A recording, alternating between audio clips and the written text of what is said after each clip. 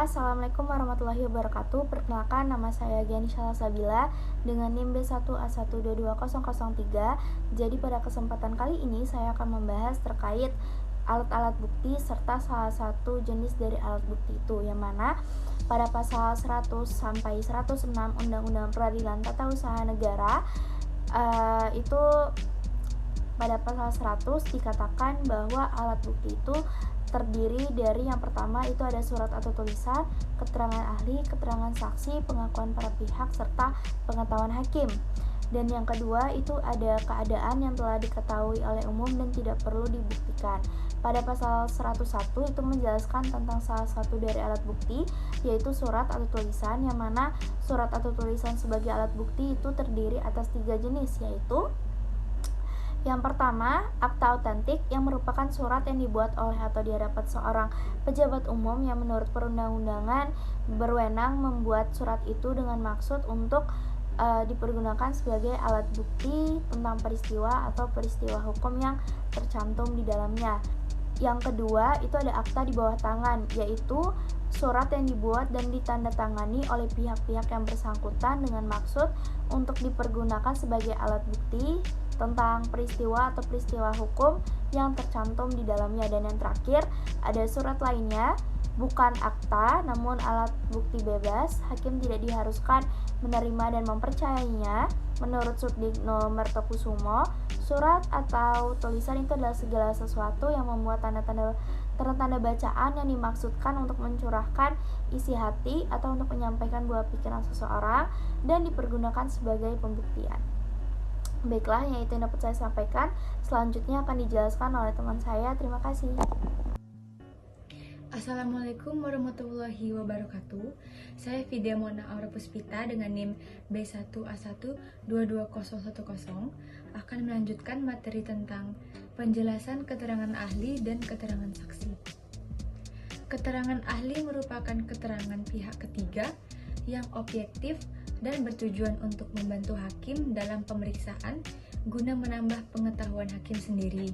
Dasar hukum dari keterangan ahli ini berada pada pasal 102 Undang-Undang Nomor 51 Tahun 2009, Jo Undang-Undang Nomor 9 Tahun 2004. Selanjutnya adalah keterangan saksi. Mengenai alat bukti, keterangan saksi pasal 104 menentukan bahwa keterangan saksi dianggap sebagai alat bukti apabila keterangan itu berkenaan dengan hal yang dialami, dilihat, didengar oleh saksi sendiri. Keterangan terbesar dalam keterangan saksi adalah keterangan yang diberikan di muka pemeriksaan hakim dan di bawah sumpah. Dalam keadaan itu, seorang saksi dapat diajukan pertanyaan-pertanyaan oleh semua pihak.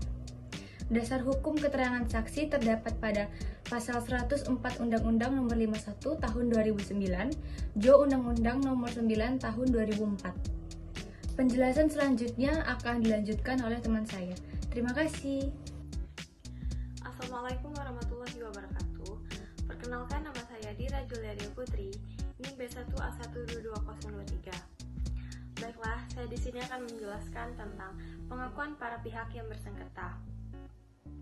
Pasal 105 Undang-Undang Peradilan Tata Usaha Negara menentukan bahwa pengakuan para pihak tidak dapat ditarik kembali kecuali berdasarkan alasan yang kuat dan dapat diterima oleh hakim.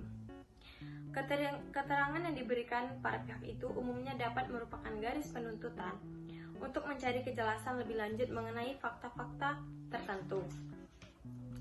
Pengakuan para pihak ini berkaitan dengan apa yang diminta oleh ketua sidang ataupun suatu jawaban yang ia berikan untuk menerangkan tentang hal yang berkaitan dalil dalam pernyataannya.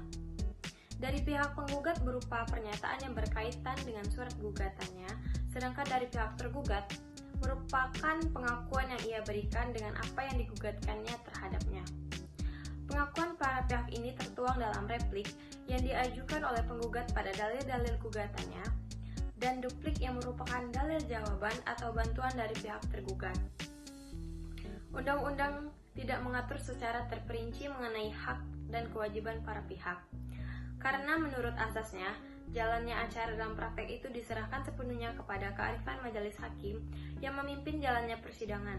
Namun, terhadap alat bukti yang dibebankan oleh hakim kepada kedua pihak yang bersengketa, di mana yaitu hakim menuju terhadap suatu pihak dan memberikan keterangan terhadap hal yang dikendalikannya. Pada dasarnya, pengakuan para pihak ini harus didukung oleh alat bukti yang lain. Misalnya, sebuah pernyataan mengenai kepemilikan tanah harus pula disertai dengan bukti sertifikat tanah tersebut dan atas namanya. Sedangkan yang dilakukan oleh tergugat biasanya berupa penolakan yang ditujukan kepada hal yang digugat oleh penggugat, yang dapat pula berupa eksepsi yang diajukan dalam proses pemeriksaan. Selanjutnya, pengetahuan hakim. Pengetahuan hakim adalah pengetahuan yang oleh hakim yang bersangkutan diketahui dan diyakini kebenarannya. Memang untuk memastikan terbuktinya suatu fakta, kadang hakim merasa perlu melakukan pemeriksaan setempat guna melakukan penilaian dengan tepat tentang perkara yang dapat diperiksa. Mengenai alat bukti pengetahuan hakim, Pasal 106 Undang-Undang Peradilan Tata Usaha Negara menentukan bahwa pengetahuan hakim adalah hal yang olehnya diketahui dan diyakini kebenarannya. Pengetahuan hakim berkaitan erat dengan penilaian yang diberikan kepada hakim terkait proses pemeriksaan guna pengambilan keputusan, yang artinya hakim mengetahui dan meyakini suatu hal yang berkaitan dengan sengketa tersebut dan dapat ia gunakan sebagai alat bukti untuk mencari titik terang atau penyelesaian terhadap suatu sengketa. Baiklah, sekian dari saya. Wassalamualaikum warahmatullahi wabarakatuh. Assalamualaikum warahmatullahi wabarakatuh. Saya Nyimas Ratri Nabila dengan NIM D1A1222030. Di sini saya akan menyampaikan materi saya mengenai keadaan yang telah diketahui oleh umum dan beban pembuktian. Mengenai keadaan yang telah diketahui oleh umum, itu pada prinsipnya memang semua fakta-fakta yang disengketakan yang nantinya akan menjadi dasar putusan hakim itu harus dibuktikan. Namun ada fakta-fakta tertentu yang dikecualikan dari berlakunya prinsip tersebut. Yang pertama yaitu fakta-fakta yang telah diketahui secara umum, misalnya sebuah fasilitas umum yang telah diketahui keberadaannya. Yang kedua yaitu hal-hal yang menurut pengalaman umum selalu terjadi suatu sebab. Itu akan dianggap sebagai suatu sebab kejadian. Misalnya, sebuah peluru yang ditembakkan kepada seseorang tentu akan membahayakan nyawa seseorang tersebut. Hal itu tidak perlu dibuktikan lagi. Yang ketiga yaitu fakta-fakta prosedural yang terjadi selama pemeriksaan.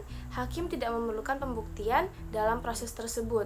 Misal, seseorang yang pernah didengar sebagai saksi tidak perlu dihadirkan kembali. Yang keempat yaitu eksistensi hukum tidak perlu dibuktikan lagi, karena hakim selalu dianggap mengetahui apa hukumannya. Keadaan yang telah diketahui oleh umum ini tidak perlu dibuktikan karena hukum beranggapan bahwa semua pihak telah mengetahui keadaan tersebut sebagaimana telah diketahui oleh umum. Jadi terhadap keadaan ini, apabila terdapat pada suatu sengketa, maka tidak perlu lagi diberikan pembuktiannya karena telah diketahui oleh umum.